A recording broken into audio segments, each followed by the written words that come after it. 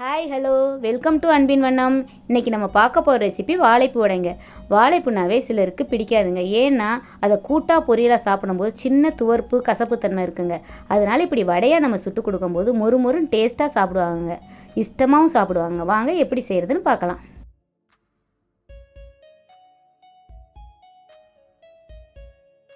நான் வாழைப்பூ வடை செய்கிறதுக்கு ஒரு பூ எடுத்திருக்கேங்க. அதை எப்படி க்ளீன் பண்ணுறதுன்னு பார்க்கலாம். வாழைப்பூவை முதல்ல மேலே இருக்க அந்த இதழை எடுத்துட்டு உள்ளுக்குள்ளே இருக்க பூவெல்லாம் எடுத்து வச்சுக்கணுங்க.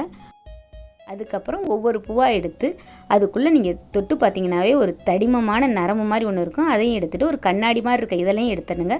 அதே மாதிரி ஒவ்வொரு பூவிலையும் இருக்க அந்த நரம்பையும் கண்ணாடி மாதிரி இருக்க இதழையும் எடுத்து நம்ம எல்லா பூவையும் க்ளீன் பண்ணி எடுத்து வச்சுக்கலாங்க. அடுத்து வடை செய்கிறதுக்கு முக்கியம் கடலைப்பருப்பு தேவைங்க. அதை ஃபஸ்ட்டு நம்ம ஊற வச்சுக்கலாம். நான் 200 கிராம் கடலைப்பருப்பு எடுத்துருக்கேங்க. அதை நம்ம ஒரு 1 ஹவருக்கு முன்னாடியே நான் ஊற வச்சுட்டேங்க. இப்போ பருப்பு ஊறட்டுங்க. அடுத்து நம்ம க்ளீன் பண்ணி வச்சுருக்க பூவெல்லாம் கட் பண்ணிக்கலாம். இங்கே பாருங்கள், இந்த மாதிரி க்ளீன் பண்ணி வச்சுருக்கேன் பாருங்கள். எல்லா பூவிலேருந்து உள்ளுக்குள்ளே இருக்க நரம்பையும் அந்த கண்ணாடி மாதிரி இருக்க இதெல்லாம் எடுத்து வச்சுருக்கேன் பாருங்கள். இப்போ நம்ம பூவை கட் பண்ணிக்கலாம். பொடி பொடியாக கட் பண்ணிக்கணுங்க. இதே மாதிரி எல்லா பூவையும் கட் பண்ணி அது தண்ணியில் எடுத்து போட்டு வச்சுருவோங்க.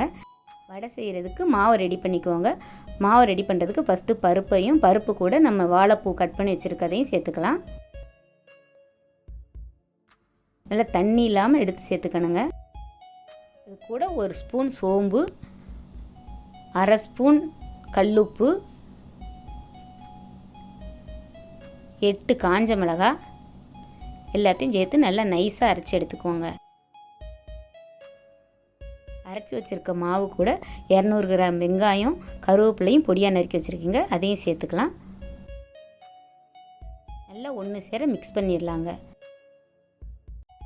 அவ்வளோதாங்க, வடைக்கான மாவு ரெடி ஆயிடுச்சுங்க. இப்போ நம்ம வடையை எப்படி செய்கிறதுன்னு பார்க்கலாம் வாங்க. இப்போ வடை சுடுறதுக்கு எண்ணெய் 1/2 லிட்டர் எண்ணெய் கடாயில் ஊற்றி வச்சுருக்கீங்க. எண்ணெய் சூடேறிச்சுன்னு பார்க்க கொஞ்சம் மாவு போட்டு பார்த்துக்கலாம். இப்போ எண்ணெய் சூடேறிச்சுங்க. இப்போ வடையை போட்டு எடுத்துக்கலாங்க. நான் கையிலே சின்ன சின்னதாக தட்டி போடுறேங்க வடையை. நீங்கள் இலை வச்சு தட்டி போடுறதுனால போட்டுக்கலாங்க. இதே மாதிரி சின்ன சின்னதாக தட்டி போடணுங்க. ஒன்றா தட்டி போடணுங்க.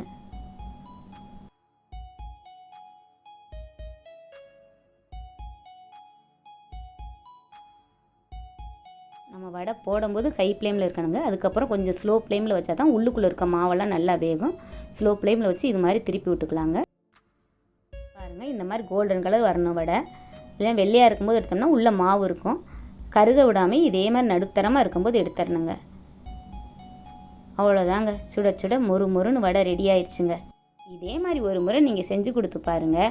வாழைப்பூ பிடிக்காதவங்க கூட இன்னொரு டைம் வாழைப்பூ வடை செஞ்சு கொடுங்கன்னு கேட்டு வாங்கி சாப்பிடுவாங்கங்க. Bye to all Anvin Nannam viewers. Next வீடியோவில் நியூ கண்டென்ட்டில் பார்க்கலாம்.